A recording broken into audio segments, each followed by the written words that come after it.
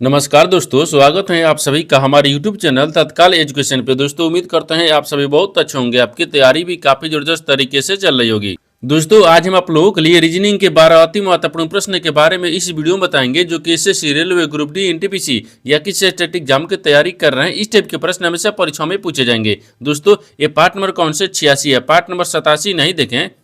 नमस्कार दोस्तों, स्वागत है आप सभी का हमारे YouTube चैनल तत्काल एजुकेशन पे। दोस्तों उम्मीद करते हैं आप सभी बहुत अच्छे होंगे। आपकी तैयारी भी काफी जबरदस्त तरीके से चल रही होगी। दोस्तों आज हम आप लोगों के लिए रीजनिंग के 12 अति महत्वपूर्ण प्रश्न के बारे में इस वीडियो में बताएंगे, जो कि SSC, railway, group D, NTPC या किसी स्टेट एग्जाम की तैयारी कर रहे हैं। इस टाइप के प्रश्न हमेशा परीक्षाओं में पूछे जाएंगे। दोस्तों ये पार्ट नंबर कौन सा 87 है, पार्ट नंबर 86 नहीं देखें तो आप वीडियो सेक्शन में जाके देख सकते हैं। चलिए दोस्तों पहला प्रश्न देख लेते हैं।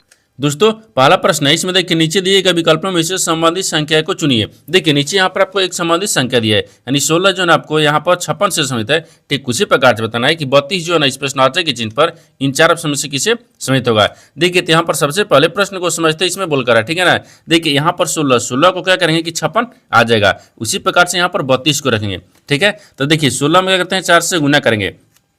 16 में जब 4 से गुना करेंगे तो 16 चौके 64 होता है, और 64 में यहाँ पर 8 को माइनस कर लेंगे तो कितना आ जाएगा, ये यानी 56 आ जाएगा, ठीक ना। उसी प्रकार से यहाँ पर देखिए 32 को रखेंगे। 32 में क्या करते हैं, 4 से गुना करेंगे। जब 32 में 4 से गुना करेंगे और यहाँ पर कितना करेंगे, ये 16 को माइनस करेंगे, क्योंकि देखिए इसका ये आधा माइनस कर रहा है, किसका, ये 16 का आधा माइनस करना पड़ेगा। जैसे में देखिए 32 में 4 से गुना करते हैं, ठीक ना। तो जब 32 में 4 से गुना करेंगे तो 128 आ जाएगा।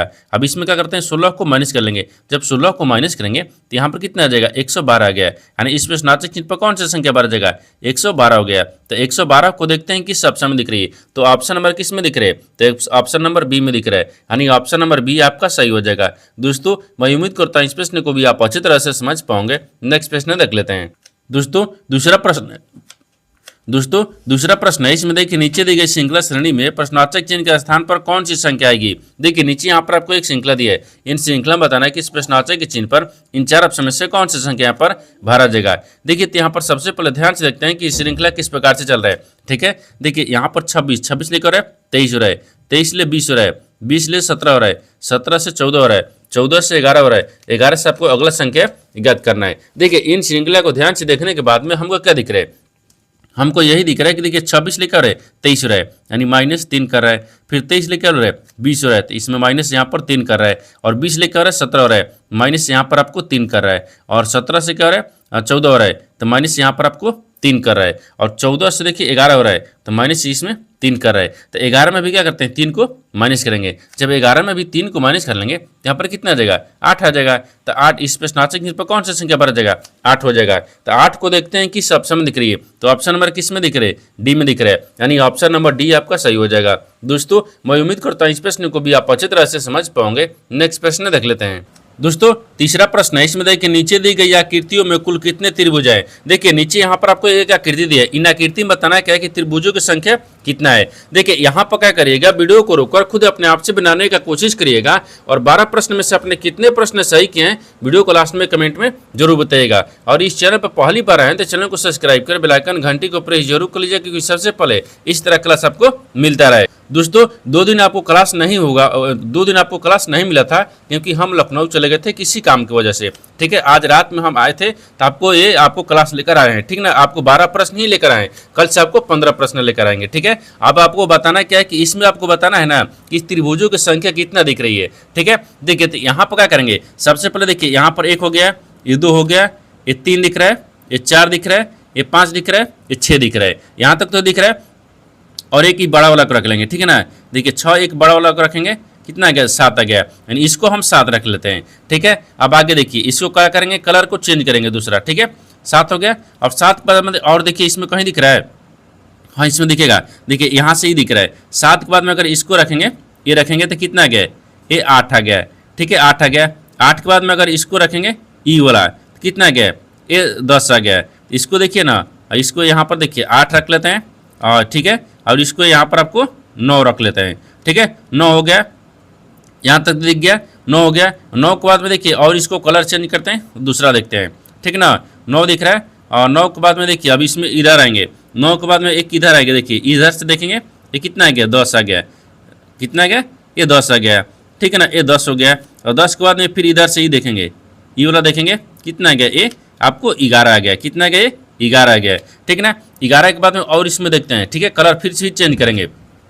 अभी तो हमको 11 दिख रहा है, ठीक ना, 11 दिख रहा है। अगर 11 के बाद में अगर इसको रखेंगे, देखिए यहाँ से 11 एक ही कितना आ गया, ये 12 आ गया, ठीक है ना, ये 12 आ गया, ठीक है। अगर 12 के बाद में देखिए अगर इसको ऐसे देखेंगे, फिर देखिए 12 एक इसको ऐसे देखेंगे तो कितना आ गया, ये आपको ये 13 आ गया, ठीक है ना, ये 13 आ गया। और 13 के बाद में फिर इसको ऐसे देखेंगे, कितना आ गया, 14 आ गया। कितना आ गया, 14 आ गया, ठीक है ना। इसको भी ऐसे देखेंगे, ये 14 आ गया है, ठीक है। और 14 के बाद में और दिखेगा, ठीक है ना, ये तो 14 दिख रहा है। और 14 के बाद में फिर इधर से ऐसे देखेंगे, ठीक है, फिर इसको ऐसे देखेंगे, हाँ 14 हो गया। और 14 के बाद में ना फिर इसको कलर चेंज करेंगे, यहाँ पर ध्यान से देखिए। अब 14 के बाद में हमको क्या देखना है, देखिए इधर से देखेंगे इसको, इधर से देखिए ये कितना आ गया, ये 15 आ गया, ठीक है। ये 14 था, ये कितना आ गया, ये 15 हो गया। और जैसे इसको देखिए, इसको ऐसे रखते हैं, ठीक है ना, ये 15 दिख रहा है, ठीक है। जब इसमें भी 15 आ गया तो देखिए इसको ऐसे भी देखेंगे। अब देखिए 15 की आ गया, 16 आ गया, इसको ऐसे रखेंगे, ये 16 आ गया, देखिए 16 आ गया, ठीक है ना। तो इसको भी क्या रखते हैं, 16 को रखते हैं। अब इसमें देखिए किसी दिख रहा है, नहीं दिख रहा है। अब इसमें आकृति यानी त्रिभुजों की संख्या नहीं दिखेगा, यहाँ पर अब क्या दिख रहा है, यानी 16 को दिख रहा है। यानी इस आकृति में टोटल कितने त्रिभुजों की संख्या दिख रही है, तो 16 को दिख रहा है। तो 16 को देखते हैं किस ऑप्शन में दिख रही है, तो ऑप्शन नंबर ए में दिख रहा है, यानी ऑप्शन नंबर ए आपका सही हो जाएगा। दोस्तों मैं उम्मीद करता हूँ इस प्रश्न को भी आप अच्छी तरह से समझ पाओगे। नेक्स्ट प्रश्न देख लेते हैं। दोस्तों 4 नंबर प्रश्न है, इसमें देखिए नीचे दिए गए शब्दों को सार्थक अनुक्रम में व्यवस्थित करें। देखिए यहाँ पर आपको 5 शब्द दिए है, ये पांचों शब्द को क्या करना है, सार्थक क्रम में सजाना है। सार्थक का मतलब हमको बढ़ते क्रम में चलना है, ठीक ना। देखिए यहाँ पर क्या करेंगे, यहाँ पर सबसे पहले देखिए ध्यान से देखते हैं कि ये प्रश्न बोल कर है, ये बोल रहा है कि देखिए सार्थक देखिए शब्दों को सार्थक अनुक्रम में व्यवस्थित करना है। यानी अनुक्रम में इसको व्यवस्थित करने के लिए ना सबसे पहले देखिए यहाँ पर क्या दिया, एक में बिजली दी है, दूसरा में बांध दिया है, तीसरा में रोशनी दी है, चौथा में नदी दी है, और पांचवा में क्या दिया है, शक्ति यंत्र दिया है। तो सार्थक का मतलब क्या, सबसे पहले इसमें कौन आएगा, ठीक ना। देखिए तो सबसे पहले इसमें कौन सा दिखेगा, सबसे पहले हमको इसमें क्या दिख रहा है, तो सबसे पहले देखिए ना यहाँ पर नदी आ जाएगा। तो नदी कितने पदी है, 4 पदी है। सबसे पहले नदी हो गया, ठीक है। नदी के बाद में फिर यहाँ पर बांध आएगा, तो बांध आपको 2 पदी है, ठीक है ना। बांध के बाद 2 पा गया, ठीक है। अब फिर दिया कि शक्ति यंत्र हो जाएगा, तो शक्ति यंत्र यहाँ पर देखिए ना ये 5 पदी है, तो 5 रख लेंगे।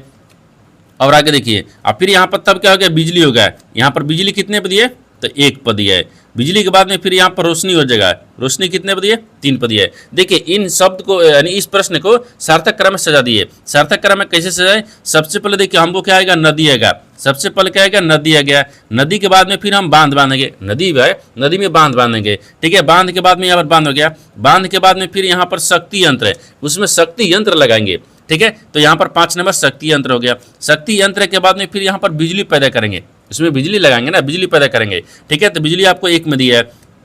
फिर उसके बाद में रोशनी, फिर उसके बाद में बल्ब जलेगा यानी रोशनी आ जाएगा। तो यहाँ पर देखिए सार्थक क्रम में सजा दिए। तो सार्थक का मतलब देखिए यहाँ पर 42 यानी 513 गया है। तो 42 513 देखते हैं इन 4 ऑप्शन में से किसमें दिख रही है, यानी 42 513, 42 513, 42 531 है कि नहीं, 42 513 होना चाहिए, यानी ऑप्शन नंबर डी में दिख रहा है। यानी 42 513 ऑप्शन नंबर डी में दिख रहा है, यानी ऑप्शन नंबर डी आपका सही हो जाएगा। दोस्तों मैं उम्मीद करता हूँ इस प्रश्न को भी आप अच्छी तरह से समझ पाओगे। नेक्स्ट प्रश्न देख लेते हैं। दोस्तों 5वां प्रश्न है, इसमें देखिए नीचे दिए गए प्रश्न आकृति में लुप्त संख्या ज्ञात कीजिए। देखिए नीचे यहाँ पर आपको एक आकृति दी है, इन आकृति में बताना क्या है, इस आकृति में बताना कि इस प्रश्नवाचक के चिन्ह पर इन 4 ऑप्शन से कौन सा संख्या पर भरा जाएगा। देखिए तो यहाँ पर सबसे पहले ध्यान से देखते हैं कि प्रश्न कैसे चलता है, यानी कैसे बनता है, ठीक ना। देखिए यहाँ पर इस तरह का प्रश्न में क्या होता है, या तो रो में ज्ञात करेंगे, या तो कॉलम में ज्ञात करेंगे, या तो आपको जिधर बड़ी संख्या दिया रहता है उधर भी ज्ञात करते हैं, ठीक ना। देखिए तो इन आकृति को ध्यान से देखने के बाद में हमको क्या दिख रहा है, हमको यही दिख रहा है ना। देखिए यहाँ पर आपको बड़ी संख्या दिख रहा है, ठीक है, यानी इन दोनों से आपको क्या दिख रही है, बड़ी संख्या दिख रही है। यानी इसका मतलब क्या क्या, देखिए अगर मान लीजिए इसको क्या रखते हैं ना, इसको और इन दोनों को आपस में जोड़ते हैं, जैसे यहाँ पर 7 हो गया और प्लस 9 हो गया, तो जोड़ेंगे तो कितना गया, 16 गया। हाँ 20 में देखिए यहाँ पर 16 आ गया। उसी प्रकार से देखिए ना यहाँ पर 5 दिख रहा है और 16 दिख रहा है, यहाँ पर 16 हो जाएगा और 5 हो गया, तो कितना गया, 6 5 11, तो 1 यानी हाँ 21 आ गया, ठीक ना। तो देखिए हाँ 20 में यहाँ पर भी 21 दिया है। उसी प्रकार से देखिए इसको और इसको दोनों को आपस में जोड़ेंगे, तो जोड़ेंगे तो कितना गया, ये 9 दिया है और प्लस 13 दिया है, इसको जोड़ेंगे तो कितना आ जाएगा यहाँ पर आपको 22 आ जाएगा। तो 22 यानी इस प्रश्नार्थक चिन्ह पर कौन सा संख्या बढ़ जाएगा, ये 22 हो जाएगा। तो 22 को देखते हैं किस ऑप्शन में दिख रही है, तो ऑप्शन नंबर किस में दिख रहा है, ऑप्शन नंबर इसमें किसी में नहीं दिख रहा है, यानी इसके जगह पर देखिए 22 होना चाहिए, यानी इसका मतलब ये टाइपिंग में मिस्टेक हो गया, ठीक है ना। यानी ऑप्शन नंबर किस में दिख रहा है, बी में दिख रहा है, यानी ऑप्शन नंबर बी आपका सही हो जाएगा। दोस्तों मैं उम्मीद करता हूँ इस प्रश्न को भी आप अच्छी तरह से समझ पाओगे। नेक्स्ट प्रश्न देख लेते हैं। दोस्तों 6 नंबर प्रश्न है, इसमें देखिए यदि 1 अक्टूबर को रविवार हो तो 1 नवंबर को कौन सा दिन होगा। देखिए यहाँ पर सबसे पहले प्रश्न को समझते इसमें बोलकर है, ठीक है ना।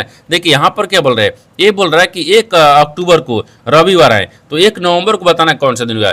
1 अक्टूबर के 1 नवंबर तक यानी 1 महीने के अंदर में चल रहा है, ठीक है ना। देखिए जैसे यहाँ पर आपको 1 अक्टूबर दिख रहा है, यहाँ पर हो गया 1 हो गया, 1 अक्टूबर को रखते हैं, जैसे यहाँ पर रखते हैं, देखिए अक्टूबर, अक्टूबर, ठीक है ना, टू, यहाँ पर अक्टू, ठीक है ना, बर हो गया है, ये अक्टूबर हो गया, यहाँ पर अक्टूबर हो गया।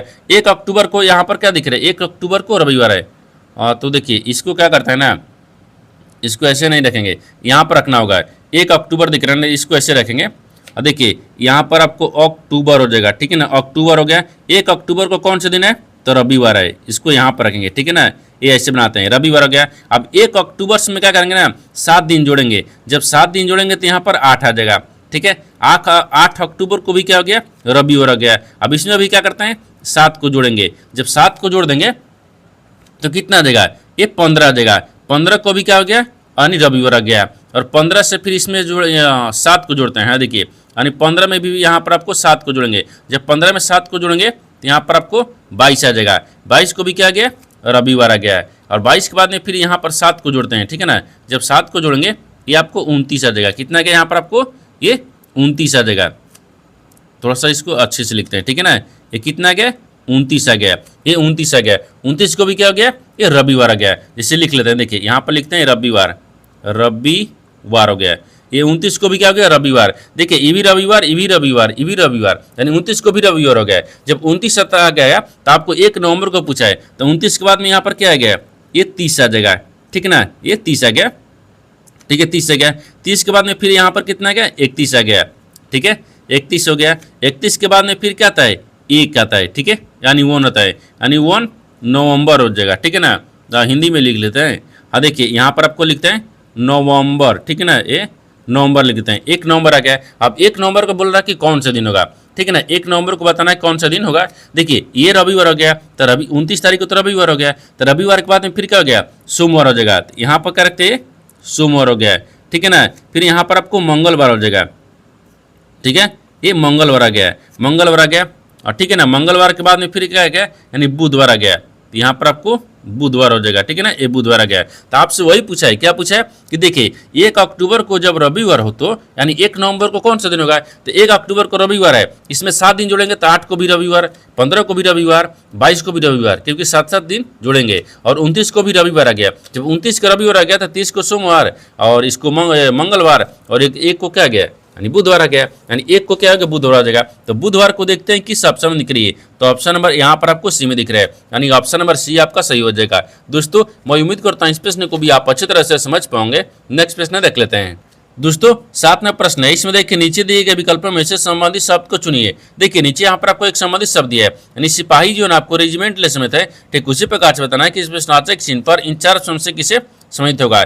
देखिए यहाँ पर आपको क्या करेंगे, सबसे पहले प्रश्न को समझते इसमें बोल कर है, ठीक है ना। देखिए यहाँ पर क्या बोल रहा है, ये बोल रहा है कि यहाँ पर आपको सिपाही, सिपाही जो ना वो रेजिमेंट में होता है, सिपाही किस में होता है, रेजिमेंट में होता है, ठीक है ना। उसी प्रकार से घोड़ा कहाँ होता है, जैसे देखिए सिपाही रेजिमेंट में, ठीक है ना, सिपाही रेजिमेंट में होता है, ठीक है ना, सिपाही रेजिमेंट में होता है। उसी प्रकार से घोड़ा जो है ना अश्वरोही सेना में होता है, तो यहाँ पर क्या रखते हैं, में होता है, ठीक है, में होता है, तो इसमें कौन किस में होता है, अश्वरोही, ठीक है ना, यानी अश्वरोही, ठीक है, अश्वरोही, ठीक है ना, अश्वरोही यहाँ पर सेना हो जाएगा, ठीक है ना, सेना हो गया, अश्वरोही सेना में होता है। देखिए जिस प्रकार से सिपाही रेजिमेंट में होता है उसी प्रकार से घोड़ा जो है ना अश्वरोही में होता है। तो अश्वरोही देखते हैं किस ऑप्शन में दिख रही है, तो ऑप्शन नंबर किस में दिख रहा है, तो सी में दिख रहा है, यानी ऑप्शन नंबर सी आपका सही हो जाएगा। दोस्तों मैं उम्मीद करता हूँ इस प्रश्न को भी आप अच्छी तरह से समझ पाओगे। नेक्स्ट प्रश्न देख लेते हैं। दोस्तों 8 प्रश्न है, इसमें बोल रहा है कि 4 के विपरीत कौन सी सतह पर होगी। देखिए यहाँ पर सबसे पहले प्रश्न को समझते इसमें बोल कर, ठीक है ना। देखिए यहाँ पर क्या बोल रहा है, एक ही पास से कि यहाँ पर 2 स्थितियों को दर्शाया गया, जिसमें पूछा है कि यहाँ पर देखिए 4 के विपरीत बताना है कौन सा सतह पर होगा, यानी 4 के विपरीत कौन सी संख्या आएगी, ठीक है ना। देखिए तो यहाँ पर क्या करेंगे, इन दोनों आपको एक ही पासे में 2 स्थितियां मैंने क्या करेंगे, कॉमन मिलाएंगे। इन दोनों पहले कौन मिलाइए, इसमें कौन सा कॉमन आपको मिल रहा है, ठीक है ना। देखिए यहाँ पर आपको कौन मिल रहा है, इसमें आपको कॉमन नहीं मिल रहा है। जब नहीं कॉमन मिल रहा है तो यहाँ पर ध्यान से देखिए, जब कॉमन नहीं मिल रहा है तो यहाँ पर आप क्या करेंगे ना, 4 2 6 5 3 8, हाँ देखिए ना, इसको यहाँ पर ऐसे रख दिए, ठीक है, इसको ऐसे रख लेंगे और इसको ये विपरीत रखेंगे, ऐसे विपरीत रखेंगे, ये विपरीत हो जाएगा, ठीक है, विपरीत हो गया, ठीक है ना, विपरीत हो गया। ये भी क्या हो जाएगा, ये विपरीत हो जाएगा, ठीक है, ये विपरीत हो गया। देखिए 3 का विपरीत क्या हो जाएगा, 3 का विपरीत आपको 5 हो गया और 2 का विपरीत यहाँ पर आपको 6 हो गया। तो 4 का विपरीत क्या हो जाएगा, 1 हो जाएगा। यहाँ पर आपको विपरीत दिख रहा है, ठीक है ना। तो 4 का विपरीत यहाँ पर क्या दिख रहा है, ये 1 दिख रहा है, 1 हो जाएगा। तो 1 को देखते हैं किस ऑप्शन में दिख रही है, तो ऑप्शन नंबर यहाँ पर आपको डी में हो जाएगा, यानी ऑप्शन नंबर डी आपका सही हो जाएगा। दोस्तों मैं उम्मीद करता हूँ इस प्रश्न को भी आप अच्छी तरह से समझ पाओगे। नेक्स्ट प्रश्न देख लेते हैं। दोस्तों 9वां प्रश्न है, इसमें देखिए उस वेन आरेख का चयन करें जो दिए गए वर्गों के बीच असंबंध को स्वतंत्र रूप से दर्शाता है। देखिए नीचे यहाँ पर आपको 3 शब्द दिया है, इन तीनों शब्द को बताना है कि आपस में कैसे संबंधित है और इन 4 वेन डायग्राम में से कौन सा वेन डायग्राम बनेगा। देखिए यहाँ पर सबसे पहले प्रश्न को ध्यान से समझते हैं। देखिए यहाँ पर क्या बोल रहा है, कुत्ता दिया है, शाकाहारी दिया है और शेर दिया है। इन तीनों शब्द में से सबसे कॉमन क्या दिख रहा है, ठीक ना। देखिए तो सबसे पहले यहाँ पर क्या दिख रहा है, शाकाहारी दिख रहा है। तो सबसे कॉमन यहाँ पर शाकाहारी दिख रहा है। शाकाहारी के अंदर में क्या आ जाएगा ना, शाकाहारी के अंदर में नहीं, कुछ शाकाहारी कुत्ते होते हैं, ऐसे नहीं होगा।